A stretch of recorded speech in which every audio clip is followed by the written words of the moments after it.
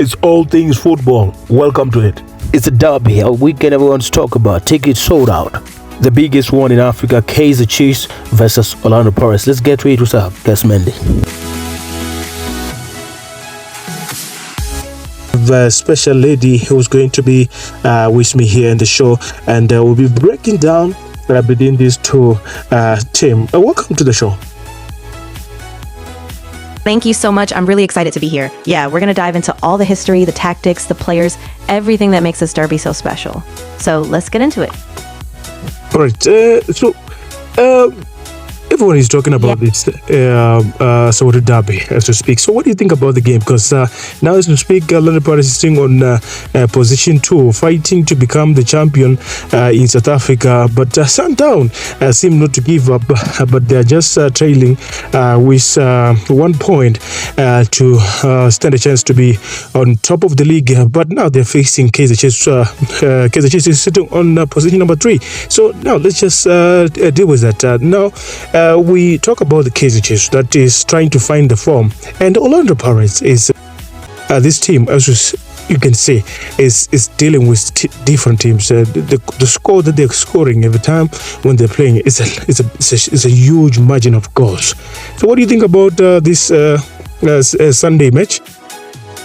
Yeah, absolutely. It's such a fascinating clash. I mean, you're right. OrlandoPirates, they're in such a strong run of form right now, and Sundowns are just relentless, you know? But Chiefs, they're a bit unpredictable. They've had some flashes, but they need to be more consistent. So honestly, I think this is going to be a really tight, really intense game. So I can't wait. So what do you think Kaizer Chiefs must do on Sunday? Because I mean, like, everyone already gave the match to OrlandoPirates. Pirates they seem to be the most favorite when it comes to this match on Sunday. Yeah, I mean, you're spot on. Everyone's counting them out, but for Chiefs, I think the key is going to be a solid defensive shape and really quick transitions. If they can stop those Pirates counters and maybe hit them on the break, they have a shot. And of course, they need a standout performance from their top attackers. If they can convert chances, it's all up for grabs. We have a young man by the name of everyone is talking about him that he's supposed to be playing, maybe competing with other European players because he's doing well in the PSL. What can we expect for this boy on that day? Oh, absolutely. I mean, he's been a revelation this season. His pace, his vision. I mean, he's a real game changer. So on Sunday, I think he's going to be a key figure. Yeah. If Chiefs can get him the ball in dangerous areas, he could be the difference maker and really put himself on the map internationally. Of course, and on Kaizer Chiefs we have youngster likes of Mfundo Kazi and Duzi Shabala. These are youngsters who've been given a chance so many times, but they seem not to raise their hand. So what do we have to expect from them on Sunday? Or is there a possibility for the coach to put them in and just say, okay, just go and do what you want? Because in a game like this, we seem to have experienced players, especially players who are not consistent, who are not playing different games, but now coaches tend to bring them because it's a Soweto Derby. They say Soweto Derby, you can't predict it because it's the biggest match in South Africa. So what do we expect from the coach? Is the coach going to drop this boy, or just to throw them inside and say, hey, just go and show us what you can do for the match today? Yeah, that's a great point. I mean, typically in a derby like this, a coach leans on experience, but I wouldn't be surprised if they get a few minutes. You know, I think the coach might give them a chance in the second half, especially if Chiefs need a spark. So it's all about timing, and if they do get that chance, they need to grab it with both hands because this is a spotlight game. Yeah, they've been given chance so many times, but and I believe they're in the same age as Mufokeng, and Mufokeng is doing well on OrlandoPirates. He seems to carry the team, even though he's the youngest player, as we speak, in the OrlandoPirates team. But these young stars on Kaizer Chiefs, I don't know, there's something about them. They too much in they show the skill, yes, of course, but when it comes to converting the chances, they're struggling over this. So what do we expect from the strikers from Kaizer Chiefs this Sunday? Can the Kaizer Chiefs striker make them to be victorious? Yeah, that's the big question, right? I mean, the Chiefs strikers really need to step up, especially in a high-stakes game like this. They've had all the raw talent, but it's about composure and just finishing those chances. If they can keep their cool in front of goal and be clinical, they absolutely have a shot. So we'll see how they handle the pressure. There's a player by the name of Mayo, and yes, of course, he regained himself after missing a lot of opportunity when they were playing against Magese. But now, can the coach trust him for this match? Because I mean, like, this is the player that we have so much hype on him, and we believe he can, score more goals. But the day he signed the contract for Kaizer Chiefs, he promised the Makosi fans that is going to make sure that he do well for the team and let the team to win something. But now, this guy, his performance dropped since he joined Kaizer Chiefs. So what do we say? What message can you send to him? Yeah, I mean, for Mayo, I think the message has to be about belief and focus.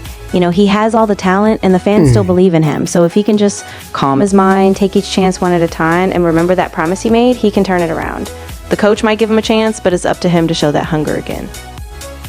There are two goalkeepers, as we speak, Sipochaine and Brendan Peterson. These are the two goalkeepers who may, perform well and stand a chance to be selected to play during World Cup June in Mexico. So for their first match when they're playing with Mexico. So I don't know. Can the coach, because these are the two different kind of characters of players, and Brendan Peterson, he does have his side where we speak about the bad side of attitude, and Sipochaine, everyone now is talking about him, that the reason why Hugo Bros last time didn't select him to be part of the national team is because of his attitude, how he behaved around other players, because the mood in the camp, it might be a good mood where now players are saying, yes, we are in the same mood and we want to be united as a team and do well. So, but he was not selected. So between these two goalkeepers, as Brendan Peterson and Sipochaine, they want to fight for the spot to be on Bafana Bafana, which is the national team of South Africa, playing for the World Cup for the first time. So which goalkeeper do you think can stand a chance at this time and be selected to get that number 3 spot to be part of the goalkeepers of Bafana Bafana? Yeah, this is a really tough call. I mean, Peterson, he brings that calm, that leadership, and he's been really consistent. But if we're talking about talent, I mean, Sipochaine has that explosiveness and that natural ability to make those big saves. But at the end of the day, I think the coach is really going to weigh that team chemistry. So if Chiney can show that he's grown, maybe he gets that chance. But right now, I'd say Peterson has a slight edge because of that chemistry. Oh, so I see.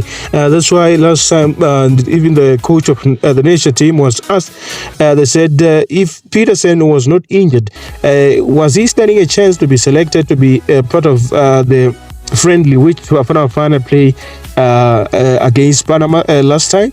And then he said, yes, if Peterson was not injured, I was going to select him. So now understand, based on what you are stating and your side of the decision which can be made by even different coaches, I understand you very well. So now getting to this, we have two players that we can speak about, but I just need to speak about this young man, Austin Apollos. Austin Apollos has been very much consistent, good skills, good touches, 10, he can score at a distance, he know how to penetrate. This is one of the players that we can say, okay, in South Africa, he can stand a chance to become player of the season.